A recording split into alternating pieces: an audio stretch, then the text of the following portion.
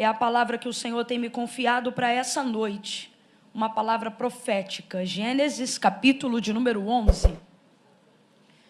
Oh, Deus de coisas grandes, Deus de maravilhas.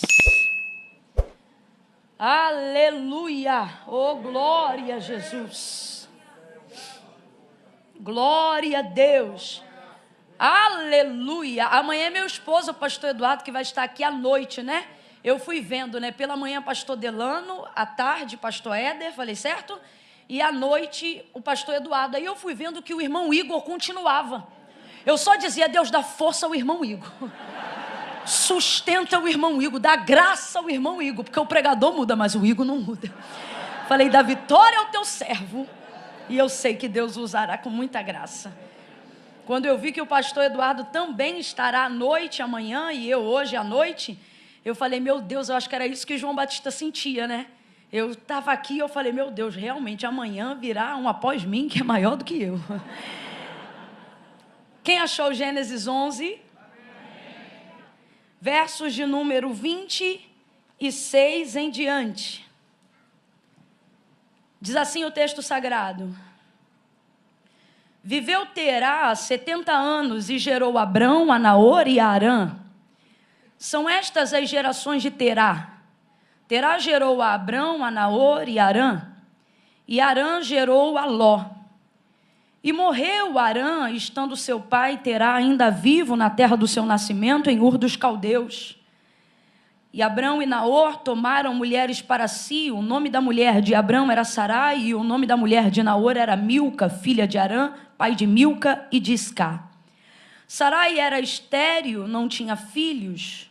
Tomou então Terá a Abrão, seu filho, e a Ló, filho de Arã, filho do seu filho, e a Sarai, sua nora, mulher de seu filho Abraão, e saiu com eles da terra de Ur dos Caldeus, para ir à terra de Canaã.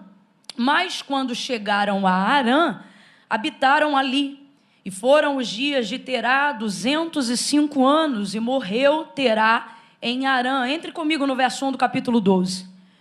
Ora, o Senhor disse a Abrão, sai da tua terra, da tua parentela e da casa de teu pai, para a terra que eu te mostrarei. E farei de ti uma grande nação, e te abençoarei, e te engrandecerei o nome, e tu serás uma bênção. Abençoarei os que te abençoarem, e amaldiçoarei os que te amaldiçoarem, e em ti serão benditas todas as famílias da terra. Partiu, pois, Abrão como o Senhor lhe tinha dito, e foi Ló com ele. E tinha Abrão 75 anos quando saiu de Arã. E você diga amém por essa palavra. Se assente glorificando a Deus. Oh, aleluia! Glória! Oh, glória a Jesus! Aleluia! Aleluia! Como a gente abriu a narrativa do texto bíblico na genealogia de Terá, pai de Abraão, eu vou sintetizar bem rapidinho para você, porque todas as vezes que a gente abre a narrativa do texto bíblico numa genealogia, a impressão que a gente tem é que é tanto filho do filho do filho do filho, que uma hora a gente já diz, não sei mais de quem é filho, né? Mas você vai perceber que não tem dificuldade. Como foi só um pedacinho de Terá, da família de Terá, você vai ver que é muito simples, você vai entender como se fosse a sua. Terá é o nome do pai de Abraão. E ele já vai me perdoando de antemão, mas eu vou dizer aqui o tempo todo Abraão, porque você sabe que o Senhor lhe mudou o nome. De Abrão ele passou a se chamar Abraão. Então, foi o Senhor que mudou o nome, ele ficou conhecido como Abraão. Não me obrigue a ter que dizer Abrão só porque eu estou lendo o capítulo 12. Porque ficou conhecido como Abraão. Então, vai ser Abraão e você sabe que eu estou falando da mesma pessoa que é o Abrão. Quem entendeu, diga amém. Amém. Não me irrita, tá bom? Nós vamos seguir falando Abraão. Terá era pai de Abraão, mas não só de Abraão. Ele teve 3 filhos. Abraão era o primogênito, Naor era o segundo, o filho do meio, e o caçula, que era Arã. Então vamos lá, qual era o nome do pai de Abraão? Terá. Quantos filhos ele teve? 3. O primogênito se chamava? O segundo? E o caçula? E aí a narrativa vai trazer uma coisa tão triste, uma tragédia que vai acometer a casa de Terá. E a gente diz tragédia, mesmo não sabendo qual foi a causa da morte de Arã, o filho caçula, porque você vê que o texto faz questão de mencionar que Terá enterrou seu filho Arã, ou seja, sendo seu pai ainda vivo, para poder mostrar o tamanho do peso daquilo que está acontecendo. E é por isso que nós chamamos de tragédia, independente de qual foi a causa da morte. Porque, cronologicamente falando, isso é como se fosse um atentado contra a vida. É muito triste sepultar pai, mãe, mas é a ordem cronológica natural da vida, que os filhos sepultem os seus pais, por mais triste que isso seja. Porém, é totalmente ao avesso, né? Choca, faz com que o luto seja quase que insuperável, insuportável, quando essa lei da vida é trocada, onde pais passam a sepultar os seus filhos. Infelizmente, a gente atravessou aí alguns anos, né? Estamos entrando no 2º ano, né? Em que, infelizmente, essa cena se repetiu algumas vezes. A ordem cronológica da vida foi alterada e por isso nós chamamos de tragédia, não importa por qual fato ou por qual motivo. Esse luto devastador entrou na casa de Terá, pai de Abraão. E Arã, apesar de ser o filho caçula, ele era o filho mais frutífero, o que apresentou mais fecundidade logo no início, porque ele era o caçula, mas foi ele que deu o neto primogênito para Terá. Foi o primeiro a gerar filhos dentro da casa. Então perceba os laços de amor. Normalmente o filho caçula, ele já tem uma forma de tratamento diferenciada do pai e da mãe. E isso não tem nada a ver com amor. Deixa eu explicar isso aqui, porque vai ver, Deus vai curar alguém agora. Aquela impressão, né, de que você ama mais o caçula do que me ama. Lá em casa, por exemplo, nós somos 3, exatamente como era na casa de Terá. E eu sou a do meio, tem a Larissa, que é a caçula, e a Elaine, que é a minha irmã mais velha. A Elaine, por exemplo, recebeu um tipo de tratamento da minha mãe e do meu pai que já não foi o mesmo tratamento que eu recebi. E isso não tem a ver com amor, tem a ver com a forma de se relacionar. Por quê? Porque normalmente o filho mais velho é cobaia da maternidade e da paternidade. Quando nasce o filho mais velho é que nasce o pai e a mãe. É ali que eles vão aprender a se relacionar. Então, obviamente, o pai e a mãe também terão um nível de construção de relacionamento com o filho que nenhum outro filho desfrutará, assim como cada filho. E talvez você pense assim, mas Camila, e quem tem muitos filhos? Irmão, não tem esse negócio de ter muitos filhos. Cada filho é único. Todo filho é único na sua forma de ser. Eu já sou a do meio e não recebi o mesmo coro que minha irmã Elaine recebia. Minha mãe era mais nova, mais estressada, ainda estava aprendendo. Comigo a coisa foi um pouco mais equilibrada. Agora a caçula, quem reclamava já era eu. Eu dizia, mãe, de vez em quando eu chegava lá, via ela falando alguma coisa. Eu dizia, já está podendo falar assim com a senhora? Porque na minha época eu não podia não. Né? Aquela coisa de caçula e tal. E isso não tem nada a ver com amor, tem a ver com o quê? Quando o filho caçula chega, ele chega num outro nível de maturidade paterna dentro de casa. Isso permite com que o pai se estresse bem menos que ele, bata bem menos nele. E eu volto a dizer, porque eu acho que Deus está curando alguém hoje aqui. Isso não é sobre amar, isso é sobre relacionar. Isso não diminui, nem aumenta a forma de amor que o pai tem por cada filho.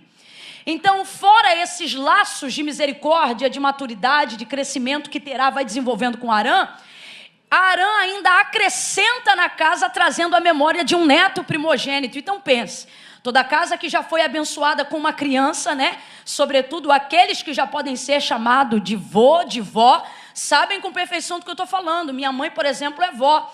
E ela diz que ser vó é muito bom. Ela diz, Camila, é como se fosse filho sem responsabilidade.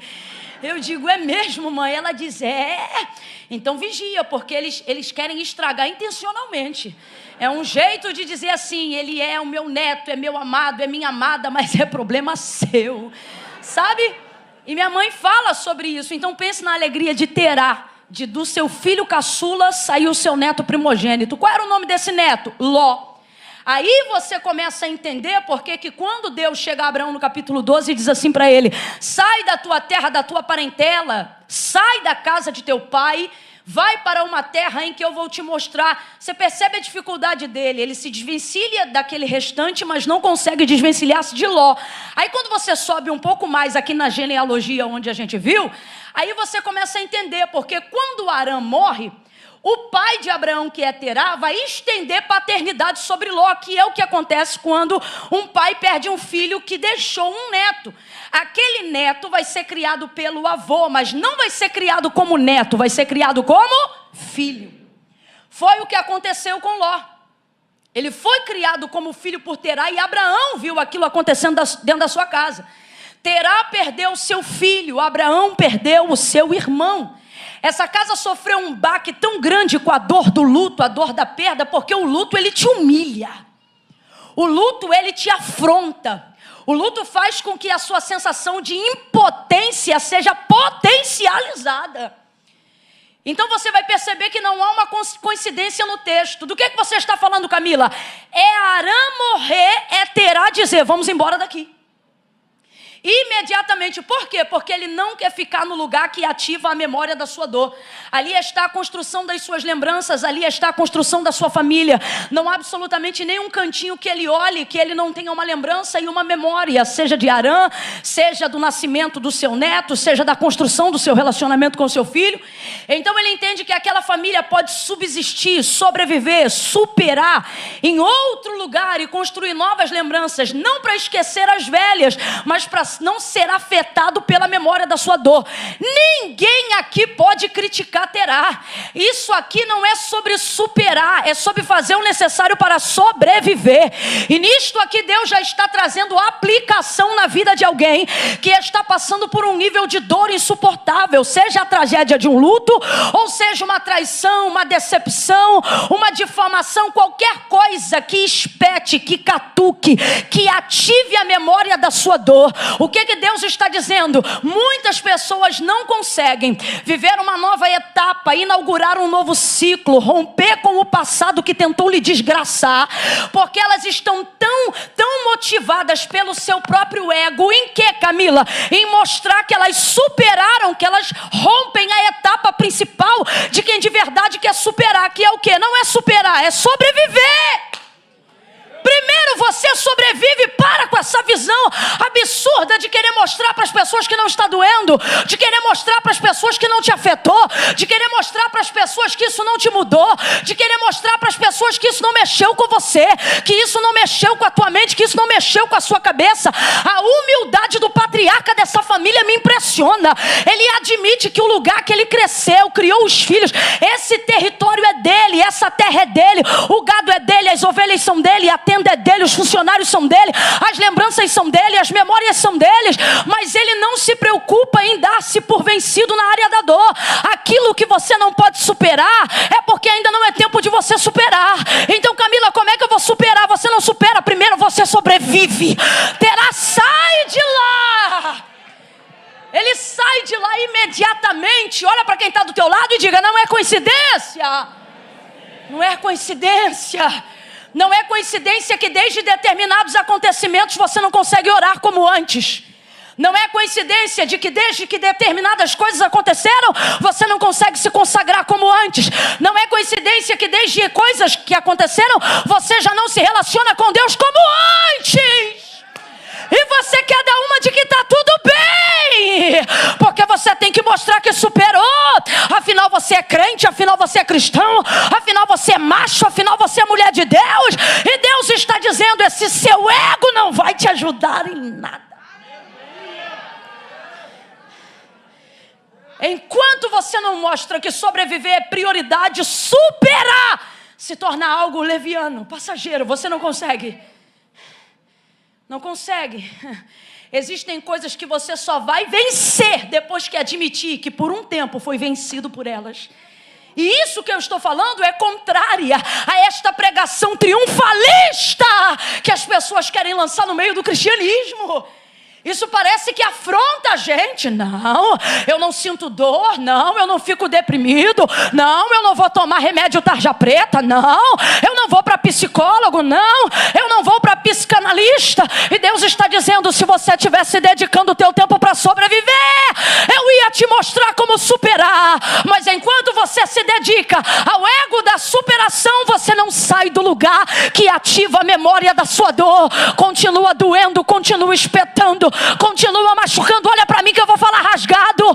Quem tem ouvidos ouça. Deus está dizendo, eu estou utilizando algumas coisas na tua vida para te humilhar, para te apertar. E o único jeito de você superar é tentando sobreviver. Paulo por 3 vezes vai orar ao Senhor e ele vai dizer, isso aqui é campanha, irmão. Paulo orando 3 vezes pelo mesmo assunto é campanha. É campanha porque Deus ouve ele assim, ó. Aí ele diz, ó, tem um espinho na carne e um mensageiro de Satanás que de tempo em tempo vem me esbofetear. E Deus nada. Por quê? Porque Paulo está orando porque ele quer superar. Alguém ensinou pra gente que a oração só leva a gente a superar.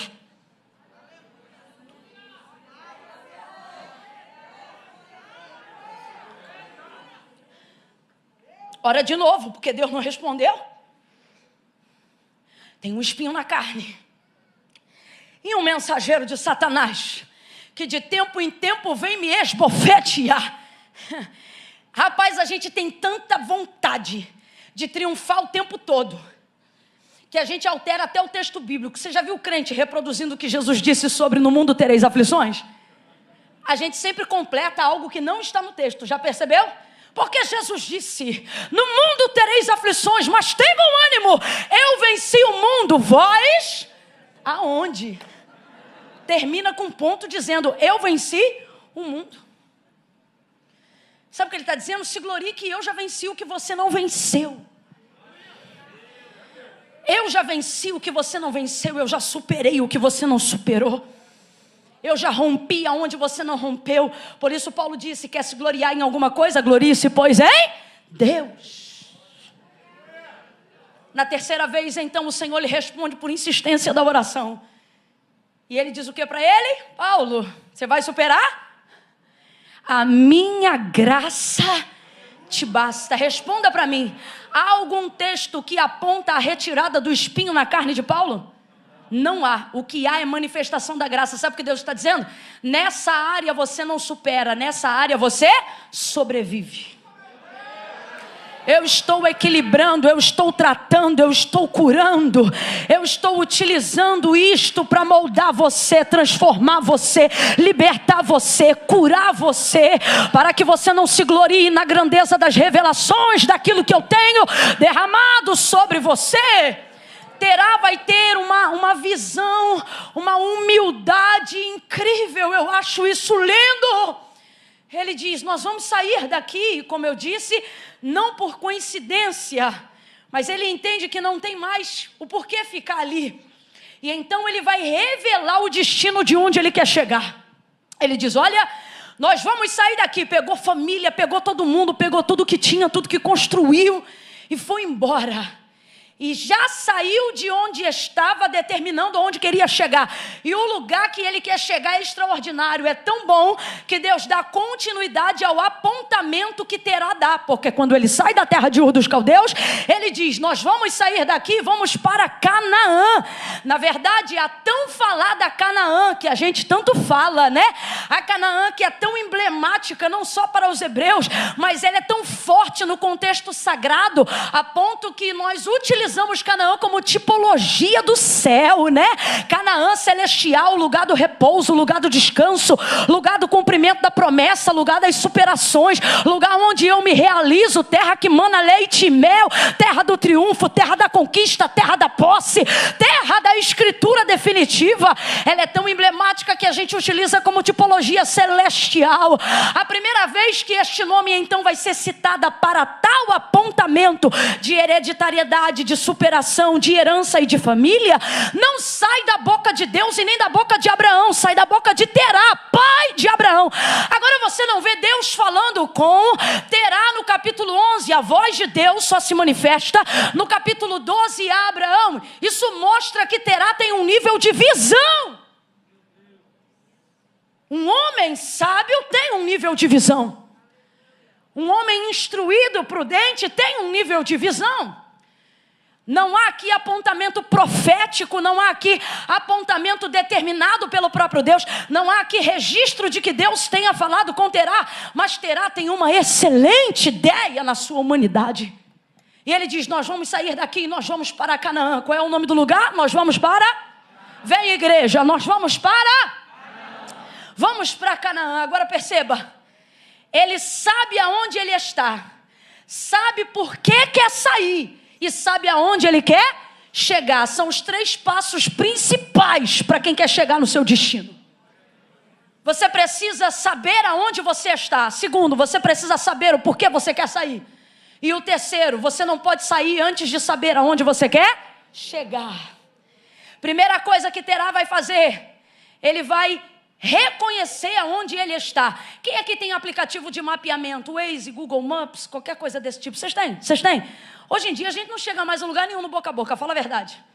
É aplicativo, colocou ali o endereço e dá certo ou não dá?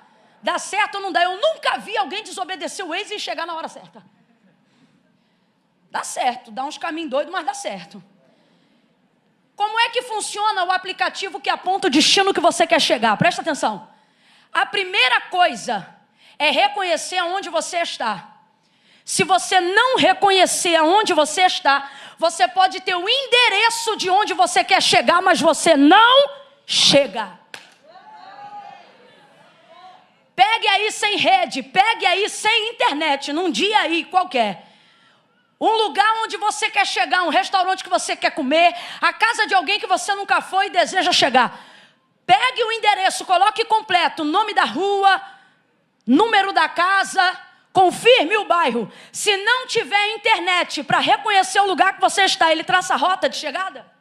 Mesmo que você tenha botado o endereço certo, ou seja, você sabe aonde você quer, mas se ele não reconhecer aonde você está, ele não traça a rota.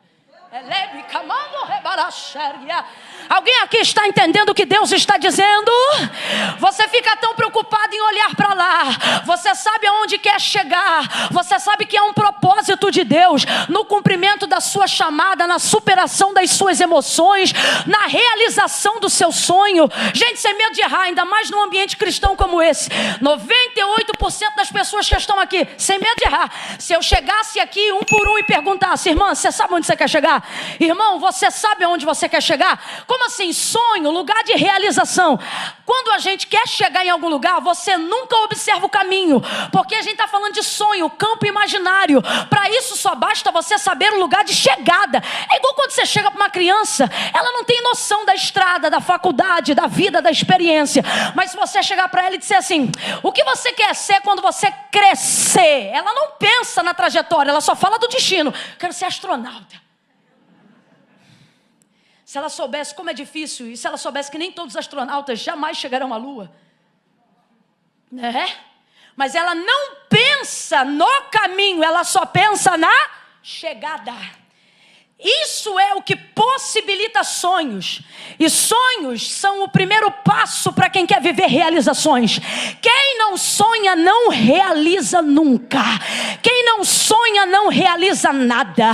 Por que que quando a gente chega numa comunidade carente vai cuidar de criança? A primeira coisa que a gente toca através dos bonecos, dos fantoches, das histórias bíblicas, seja o que for, na área da psicologia, a primeira coisa que a gente acessa é a capacidade lúdica da criança, para que então ela abra na mente um leque de possibilidades e comece a acreditar que é possível ser, é possível possível chegar, é possível ir, é possível conhecer. À medida com que você vai crescendo, você vai perdendo capacidade lúdica, e isso vai fazendo você ter mais dificuldade de sonhar, de desejar, de querer ser, porque você já não vê só a chegada, você começa a imaginar o caminho. Mas para isso tem que ter faculdade, mas para isso tem que ser casado, mas para isso tem que ganhar tanto, mas você começa a imaginar o caminho. A criança não. Agora volte nessa noite a ser como uma criança, porque Deus trouxe gente hoje aqui, e Ele está dizendo: ei, eu posso fazer você ir muito além da onde você disse que quer chegar. Mas a primeira coisa que você precisa fazer é reconhecer aonde você está.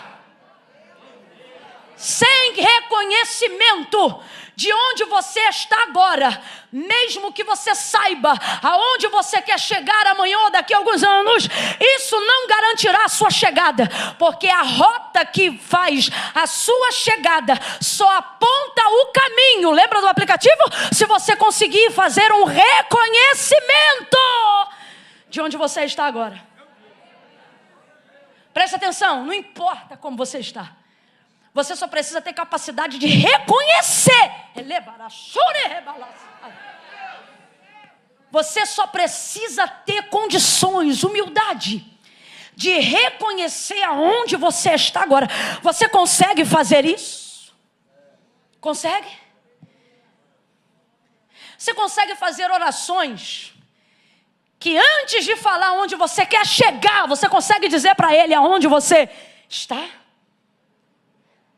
Antes de falar o quanto você ainda quer ser feliz, você consegue falar o quanto você está magoado agora? Antes de falar aonde você quer chegar, você consegue dizer para Ele a realidade de onde você está agora? Antes de falar de santidade, você consegue confessar a sua culpa? Os fariseus sabiam aonde queriam chegar, todos eles. Todos eles tinham uma rota de destino, todos eles tinham conhecimento da chegada, mas nenhum deles chegaram. Por quê? Porque não se abria o caminho sem primeiro reconhecer aonde está. E é assim que Jesus trabalha até hoje. Jesus trouxe gente hoje aqui para dizer: você pensa que é difícil chegar? Não, chegar é consequência de quem reconhece aonde está. Você só precisa reconhecer aonde você está agora. João capítulo de número 4, Jesus conversa com uma mulher samaritana, se assenta no poço da entrada da cidade de Sicar, e ali está ela, já teve 5 maridos e o 6º não é dela. Responda para mim, Jesus sabia ou não sabia que ela não tinha marido? Sabia ou não sabia? Sabia, mas ele olha para ela e diz assim: traze-me aqui o teu.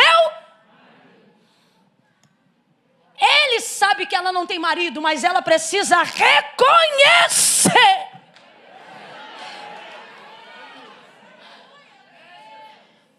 Aí ela diz: eu não tenho marido. Aí Jesus olha para ela e diz: disseste bem. Às vezes a gente se consagra uma semana inteira e Jesus diz: desce mais um pouco.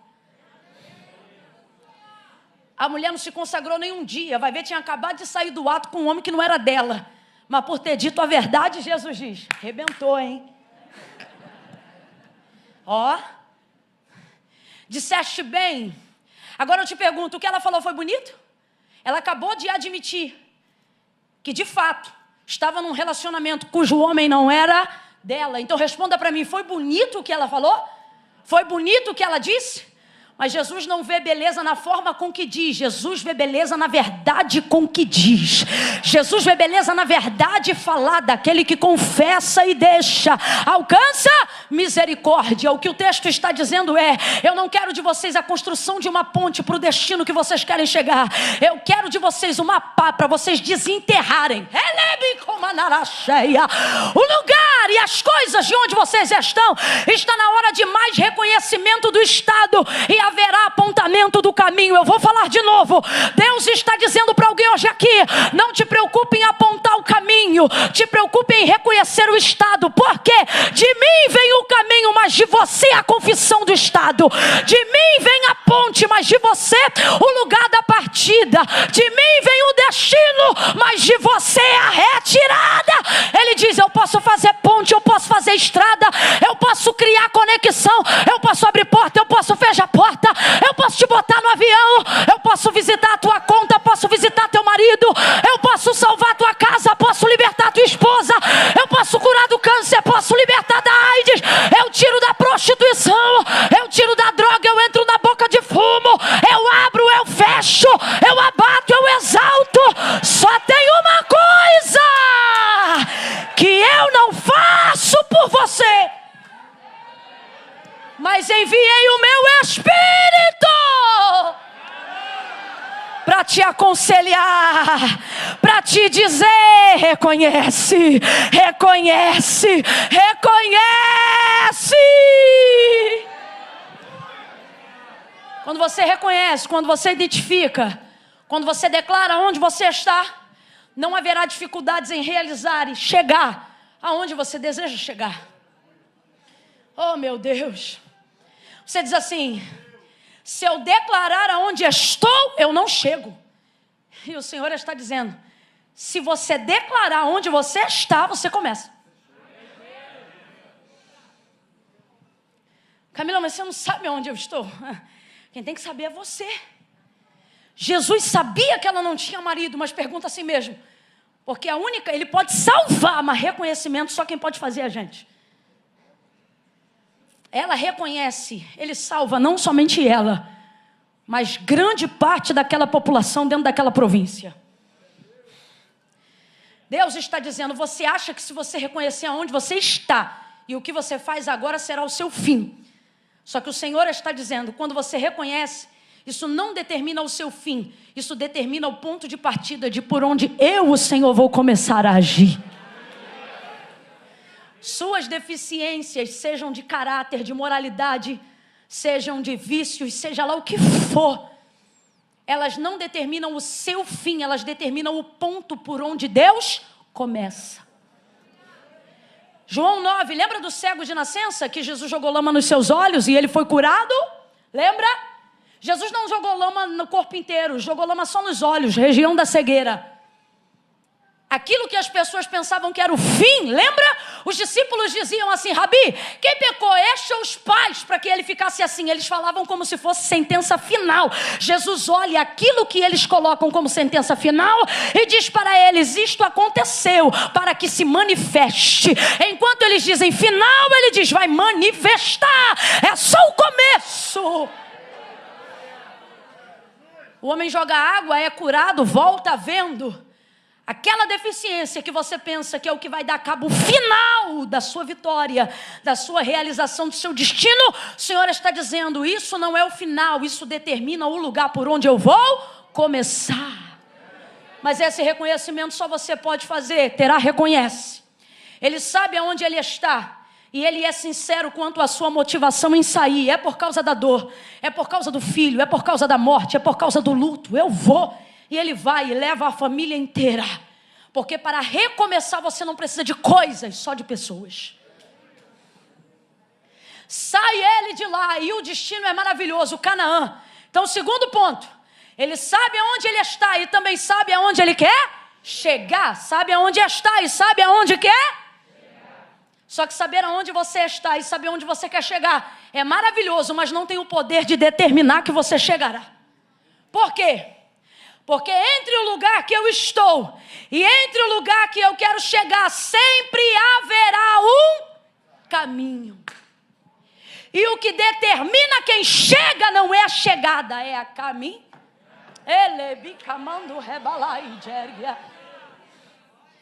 Ele sabe onde ele está, sabe onde quer chegar. Ele conhece o território para poder chegar em Canaã. Ele conhece, mas o texto diz que enquanto ele vai para lá, para onde, gente? Diga, Canaã. Vem com força. Para onde, gente? Para onde, gente? Canaã, lugar da superação, da realização, do conforto, da segurança, da garantia, da estabilidade. Olha isso. Enquanto ele está indo para lá, de repente ele se vê num território cujo nome geográfico, físico, se chamava Harã. Harã. Meu Deus. Harã, você lembra? Harã, o filho caçula. O filho que morreu. O que houve aqui, Jesus? Olha que arapuca. Uma armadilha ali, tem outra aqui. Tem mais uma aqui. Arã, quem lembra? Arã é o nome do seu filho que foi a motivação para ele sair da terra de Ur, dos caldeus. Saiu de lá não para esquecer o filho, porque você não esquece. Para esquecer aquilo, para sobreviver aquilo que ativava a memória da sua dor.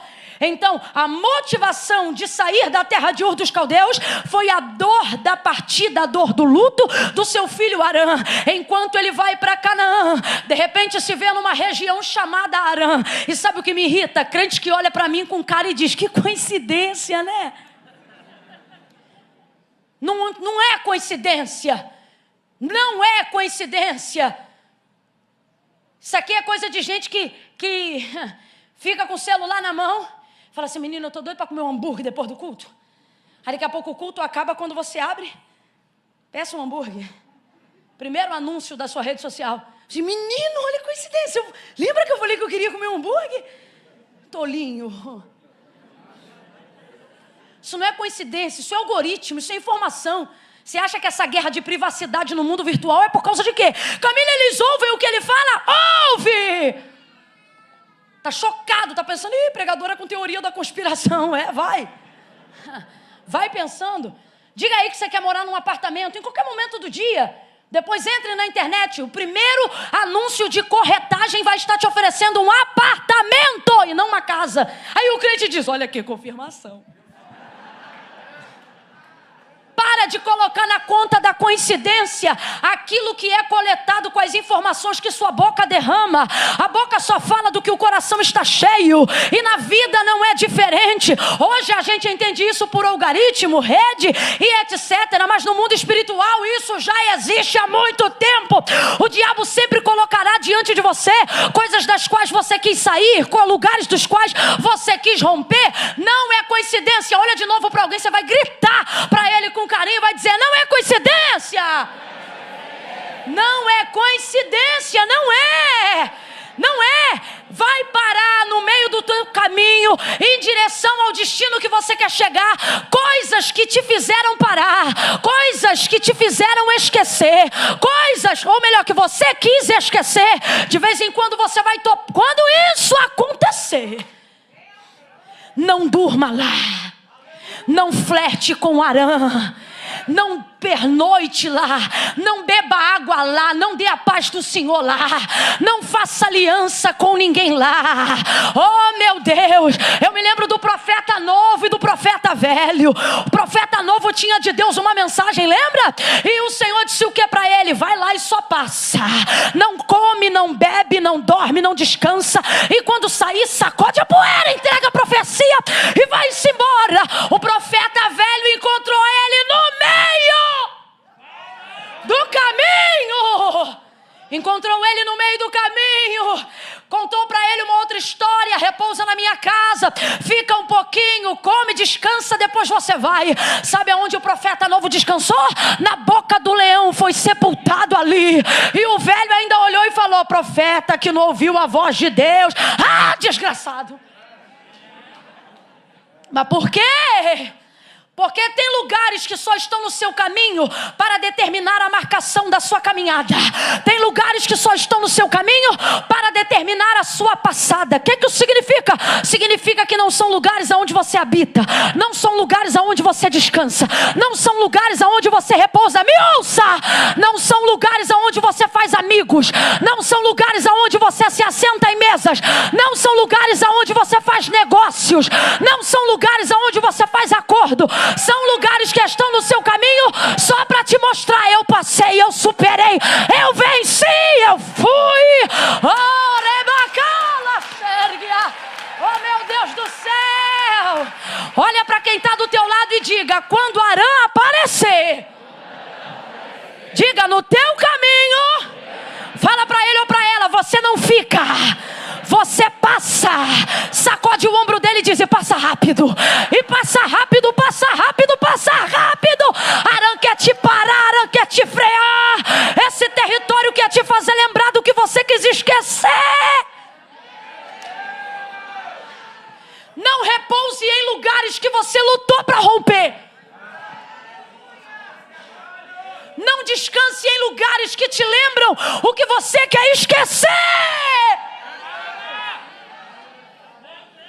Saiu da terra de Ur dos Caldeus para chegar em Canaã. Então caminhe. Eu tenho certeza absoluta. A Bíblia trabalha de forma sintética, sintetizada, melhor dizendo. Ela sucinta as histórias, porque não dá para contar os detalhes. Lembra de João? Não caberiam nos livros do mundo. Não tem papiro, nem papel, nem tinta para conseguir contar cada detalhe do que Jesus fez. Então, eu acredito piamente que se um homem sabe aonde está e sabe o lugar que quer chegar, quando ele passa em Harã, ele não pensa em ficar lá. Eu não tenho dúvida.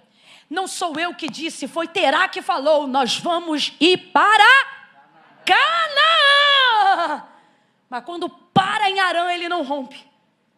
Eu tenho certeza. Cá para mim, tá? Você não é obrigado a cair na minha, não.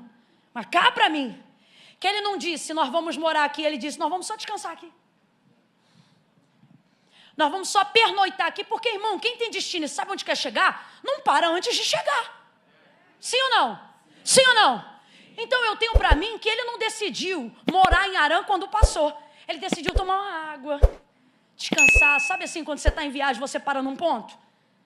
Eu sinto que foi isso. Porque Harã está bem no meio da viagem. Sabe, eu sinto que ele disse assim, vamos só descansar um pouco, amanhã de manhã a gente vai. Só quem tem aqui família aglutinada sabe que quem diz que vai amanhã não vai mais. Minha família é assim. Eles chegam de manhã e dizem, já tem que ir embora. A gente diz, ficou até agora, vai almoçar. Aí a gente almoça. Quando eles dizem, eu vou embora, estamos coando um café, espera um pouco. Quando a gente toma o café e diz, uma hora dessa, já está quase no lanche, segura mais um pouco. Já anoiteceu, caiu o sol, levantou a lua. Aí a pessoa diz, vou embora, está muito tarde, vamos jantar, já ficou até agora. Depois a gente janta, conversa, estende mais um pouco. Aí pega o carro. Quando a gente vê botando a cadeirinha conforto das crianças no carro, tá muito tarde para ir embora. Vão ficar aqui mais um pouco. Aí dorme em casa. No outro dia, irmão, vou levantar e vou embora. Aí a gente levanta primeiro, prepara a mesa. Ninguém aguenta uma mesa. Toma café, depois vai. Só que enquanto tá tomando café, minha mãe já tá com alho refogado, a cebola, linguiça. O cheiro vai subindo. Tá cheiroso. Eu tô fazendo para vocês. Irmão, lá em casa só sai na hora que a gente quer. Não é pessoal, vou sair. Não, não vai não, nós vamos te pegar. É assim. Eu tenho para mim. Porque na vida é assim que acontece. Harã não vem para te parar de cara. Vem para te fazer ter a sensação de que você pode ficar ali um pouco. Aí você quer me ouvir aqui nessa noite dizer que é coincidência? É coincidência a pessoa que quase destruiu o seu casamento. Recentemente você não está bem com a sua esposa. Aí aquela abençoada, que não é abençoada, é uma desgraçada, manda uma mensagem inbox do nada. Menino, que coincidência, eu estava pensando nela esses dias. Ah, diabo. Rapaz, estava pensando nela esses dias. E você acha que o diabo, o expert em neurolinguística do mundo não percebeu tua cara, teus olhos? Você acha que ele não viu quando você estava com aquela cara de bobo? E as meninas a mesma coisa, as irmãs a mesma coisa. Ai, fulano é mais bonito, fulano é mais isso, fulano é mais aquilo. Daqui a pouco sobe o WhatsApp, boa noite. Você diz, meu Deus, isso é Harã querendo te fazer parar. É noite de livramento para quem tem ouvidos. Quem tem ouvidos, ouça. Quem tem comichão, começa a coçar, porque eu vou falar. Deus está dizendo, ei, eu sei aonde você está, sei aonde você quer chegar, mas o segredo de quem chega não é a chegada, é a caminhada. Quando Harã aparecer no teu caminho, o que é Harã? O filho, não a memória da dor. O que é Harã? É aquilo que quer me fazer parar do lugar que eu saí. Oh, você não pode flertar com aquilo que você quis esquecer. Você não pode pernoitar em lugares aonde você orou para Deus te tirar. Você não pode se assentar perigosas, de ciclo de amizades que um dia você disse: Deus, me livra deles. Mas você diz: eu tenho uma aliança. Deus está dizendo: a aliança que te sepulta não é aliança. Isso é algema travestida de aliança. Mete o pé e sai de Arã. Sai enquanto é tempo, sai enquanto é dia, passa rápido. Eu vou falar bem rasgado porque Deus está falando comigo, que está livrando lares hoje aqui da mulher estranha, que está livrando casamentos hoje aqui do homem adúltero. Deus está dizendo: você não tem que guardar contatinho, tá bloqueado, você não tem que bloquear, você tem que excluir, eliminar, tirar da tua vida. Tem roupa que você tem em casa. Alivia o compressor para mim. Eu sou pentecostal, não aguento. Eu queria não gritar, mas eu não consigo. Aí os meninos do som ficam assim: vai estourar o retorno, não vai, que eu sou dizimista ofertante. Não vai.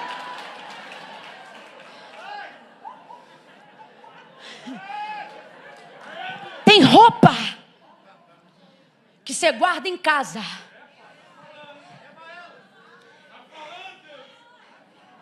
Em tese, ela é só a memória.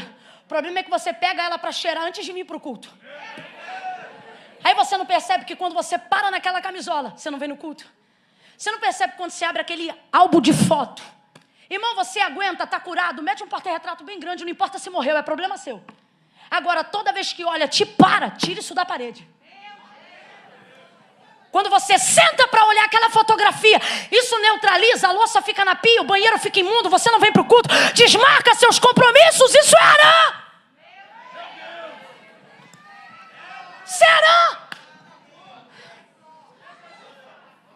Vou falar mais abertamente aqui, Deus está mandando e eu vou falar. Você diz assim: Camila, eu era alcoólatra, Deus me libertou, mas na Bíblia eu não encontro parâmetro para não poder beber. Eu acho que eu posso beber socialmente. Você saiu do Arã do vinho, da bebida, e está achando que vai beber socialmente. Não vai. Você vai ser sepultado lá. E Deus está dizendo: eu vim para te livrar, para te dar mais 15 anos de vida. Tira teu pé de Arã. Levarai de relabará candeleia. Deus te livrou da promiscuidade, da prostituição. Deus te livrou de tudo aquilo que não glorifica o nome dele. Mas você mantém os mesmos contatos, as mesmas amizades. Você diz: eu não vou ficar, só vou passar na festa. Você vai ser sepultado nessa festa. Sai fora desse ciclo, sai fora desses relacionamentos. Isso é Arã. Isso é meio de caminho. Isso é para obstruir a tua rota. Sabe o que eu acho lindo nessa noite? Eu poderia pregar e dizer que Jesus falou: eu sou o pão da vida, e é mesmo. Ele disse também: eu sou a água da vida. Verdade? Estamos aqui na fonte. Ele disse tantas coisas. Ele disse: eu sou o pastor. Ele disse: eu sou a porta. Mas nessa noite, para quem está ouvindo, ele está dizendo: eu sou o caminho.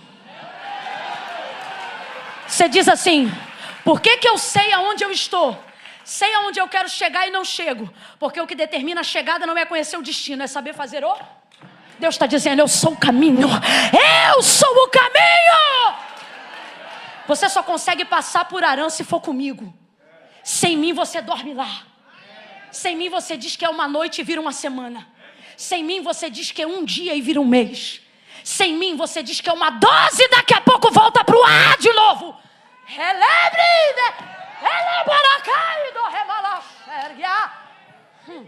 Quer chegar em Canaã? Faz comigo esse caminho.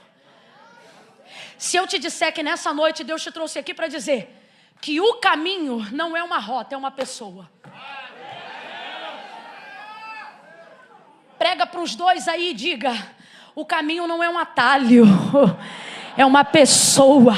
É uma pessoa, Jesus Cristo. Eu sou o caminho, a verdade e a vida. Ninguém vem, seja ao Pai ou a qualquer lugar, se não for por mim. Terá vai para Canaã, mas para em Arã.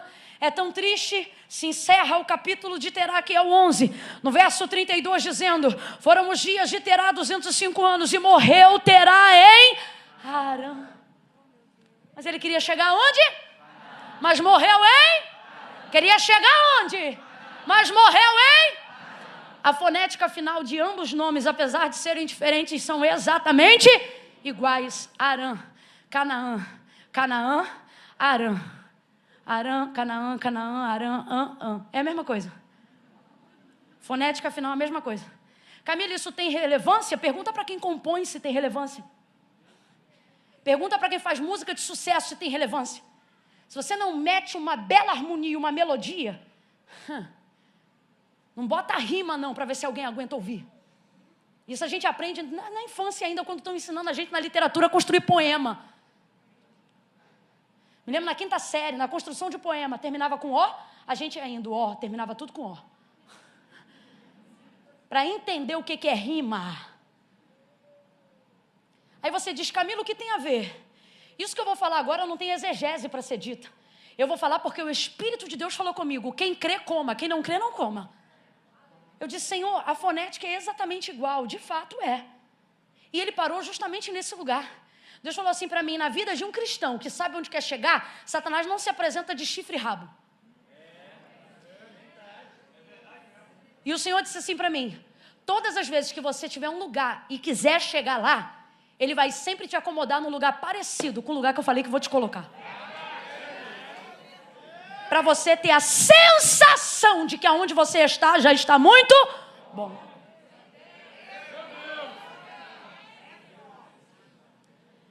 Quando Satanás quis confundir Eva, ele não contou uma história nova, ele reproduziu o que o Senhor disse e acrescido do que o Senhor não falou.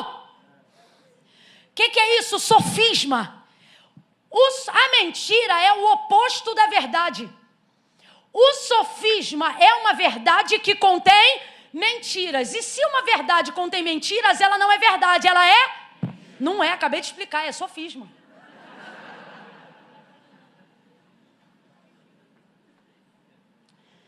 Mentira, oposição da verdade. Tem que ser o oposto. O que é o sofisma? Uma mentira muito mais refinada. Por quê? Porque ela não é oposta completamente. Ela tem verdades, mas uma verdade que tem mentiras não é verdade, é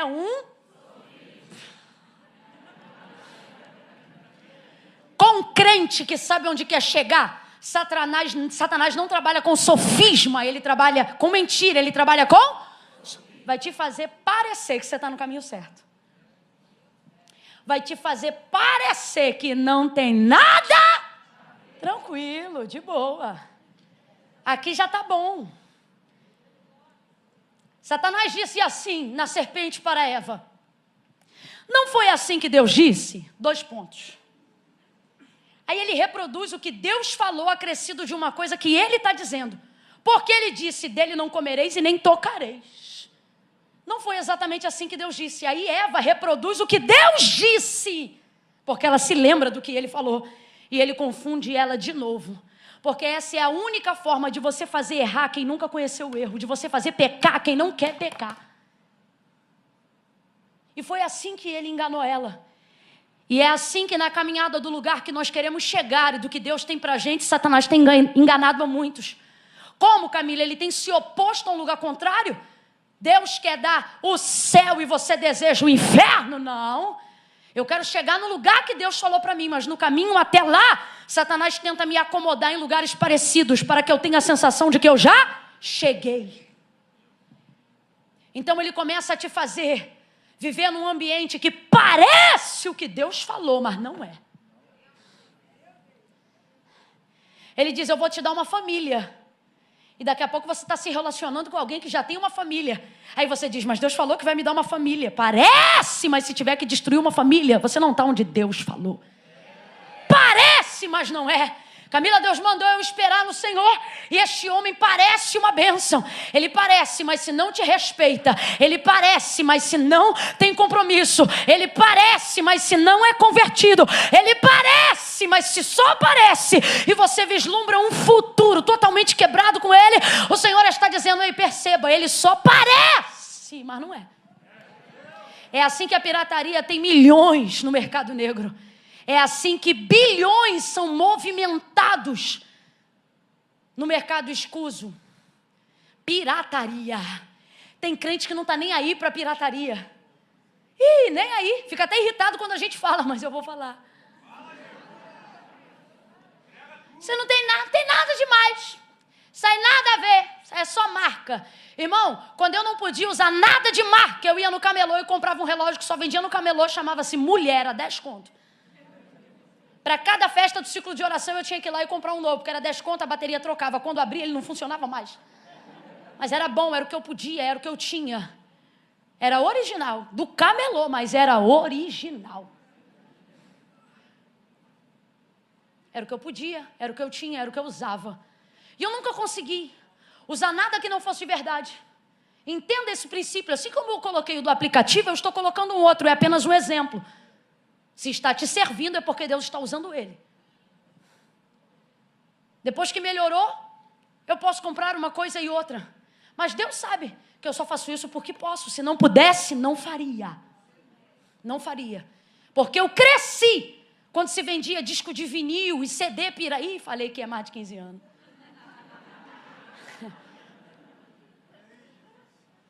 E eu me lembro do comercial e dizia: pirataria é crime. E aquilo ficava na minha cabeça. E minha mãe não era crente, mas sempre ensinou a gente a ter caráter.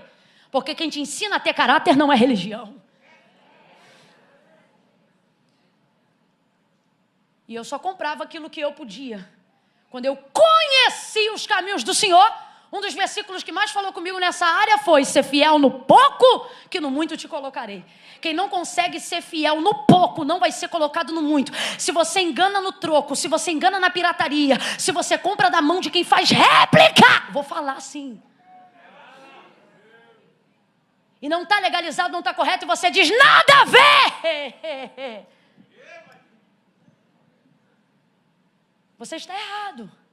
Você está ficando acomodado num lugar que parece. Sabe quando você vai ter um original? Nunca. E você diz: eu não estou nem aí. Então você já está acomodado no lugar da sua sepultura.